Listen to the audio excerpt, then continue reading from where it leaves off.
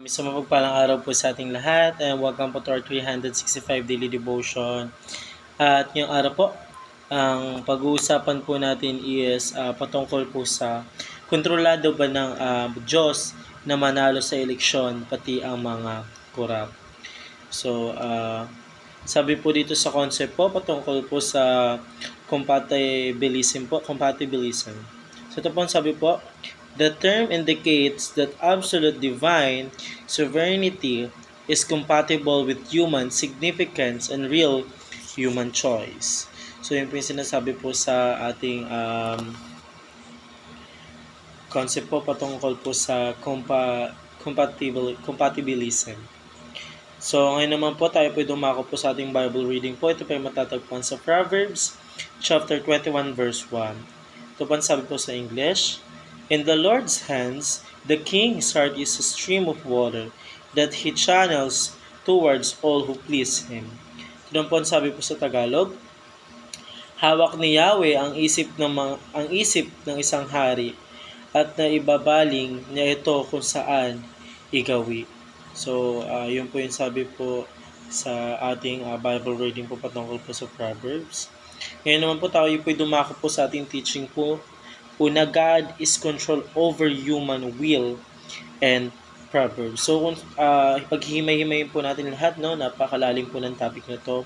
So, sinasabi po dito na ating Panginoon is kontrolado niya po lahat po ng tao. Pero pagdating po sa will and powers is nasa sa ating desisyon na po yun. Kasi tayo po pinagkalooban po ng ating Panginoon Diyos ng magandang regalo. Yun po yung free will po natin. So sa free will po, tayo na po ang magde-decide sa sarili po natin. But i-guide lang po tayo ng ating Panginoon Diyos at hindi gagawin po ng ating Panginoon Diyos yung best po na magiging free will natin. Pero kapag tayo po is patigas yung ulo natin, hindi po tayo naka-align sa gusto po ng ating Panginoon Diyos, yung free will po natin is masasayang lamang po. So, hindi po kontrolado po ng ating Panginoon Diyos kung ang mga nananalo po sa eleksyon. Bagkos, yun po yung will nila, yun po yung gusto nila maging power po. So, hindi po yun ginusto po ng ating Panginoon Diyos.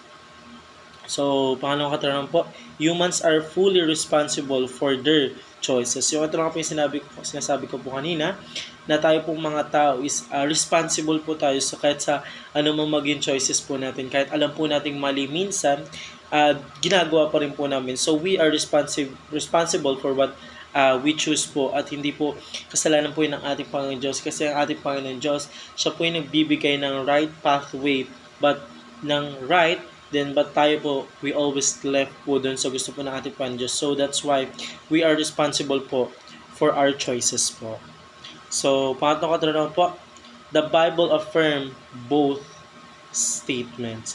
So, as dito naman po, sabi po dito, sa Bible po is ina-affirm niya po yung both statement po pagdating po sa free will and pagdating po sa free will and gusto po ng ating Panginoon Diyos. Kasi tayo po mga tao minsan po is hindi po tayo hindi po natin nakikilala yung ating Panginoon Diyos. Kaya minsan po yung mga choices po natin is mali po at minsan po as para sinisisi po natin sa ating Panginoon Diyos, which is hindi po dapat. Kasi dapat kahit anong po mangyari, we are being responsible for what choice that we made po. So, yun lamang po para sa araw na ito. Maraming salamat po sa pakikinig and see you po ulit bukas para po sa ating daily devotion.